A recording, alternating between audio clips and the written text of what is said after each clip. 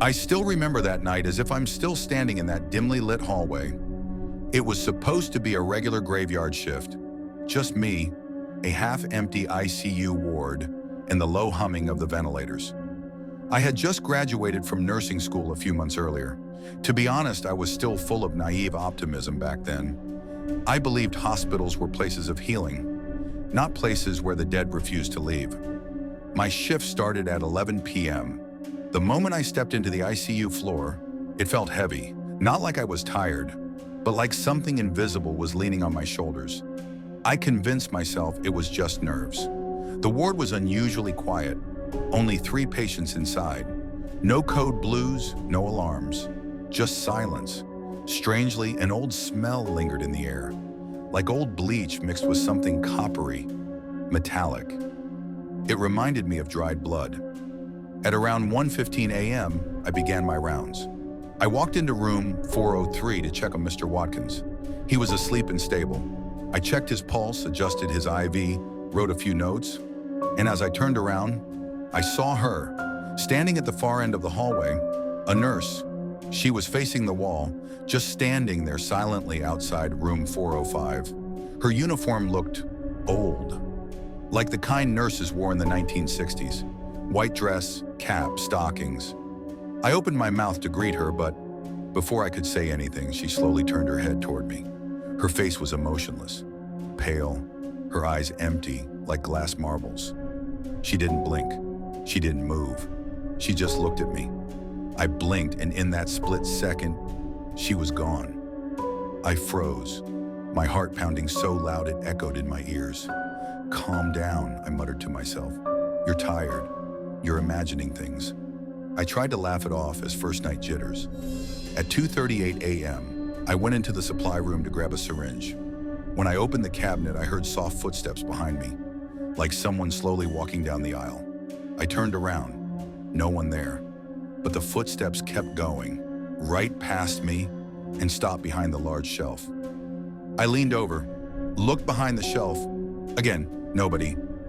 I felt cold, like the temperature had suddenly dropped 10 degrees. Then I heard it, a whisper, right next to my ear. "Help me!" I spun around, backing against the wall. My hands were shaking. There was nobody, not a single soul. The lights in the supply room flickered twice and went out. Everything went pitch black. I fumbled for my flashlight and scrambled out. The hallway lights were still on, but I swear they seemed a little dimmer than before.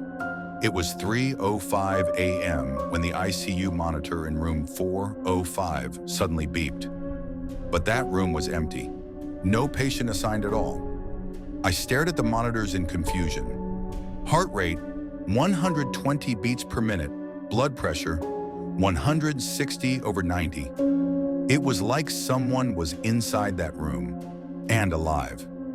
I walked slowly toward room 405. My ears caught a faint sound coming from behind the door.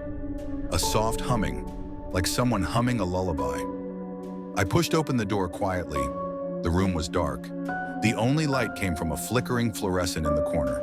And there she was, that same nurse, standing at the foot of the empty bed, her back facing me. She was humming softly, swaying slightly, as if she was trying to soothe an invisible patient. I took a step back and whispered, "Ma'am, are you okay?" She immediately stopped humming, her head tilted like a marionette. Then she began to slowly turn around. But it wasn't natural. It looked like her neck twisted far too much, like bones bending the wrong way. When her face came into view, her eyes were black sockets, no eyeballs, no pupils, just empty dark holes. Blood slowly trickled from her mouth, as if she had been biting her own tongue. She smiled at me, an awful wide grin that stretched way past what a human mouth should do. She took one step forward. Her shoes didn't make a sound. Another step, closer. I couldn't move. I couldn't even scream. She lifted her hand and pointed her bony finger at me, then whispered in a rasped voice, "You should go before I make you stay." The lights in the room instantly shut off. The door slammed behind me with a deafening bang. Something rushed toward me from the dark. I stumbled backward, slammed into the hallway wall, and finally managed to run. I ran past the nurse's station, past the elevators. I didn't care about protocol anymore. As I reached the end of the corridor, I turned around and saw her standing right in the middle of the hallway, her head tilted, that same wide grin. And she whispered, almost lovingly, "You will come back. They always come back." Then she vanished, just dissolved into thin air. By the time the morning shift arrived, I was in the break room, shaking, drenched in sweat, clutching my badge like a crucifix. I told another nurse what happened. She looked at me with a strange expression. Then she slowly said, "You saw her too, didn't you?" I didn't say anything. I didn't need to. She nodded, took a deep breath, and said, "That room, 405, it used to belong to a nurse back in the 1960s. Her name was Evelyn. She worked the night shift. One night, a patient she was looking after died under her care. The hospital blamed her for negligence. She lost her job.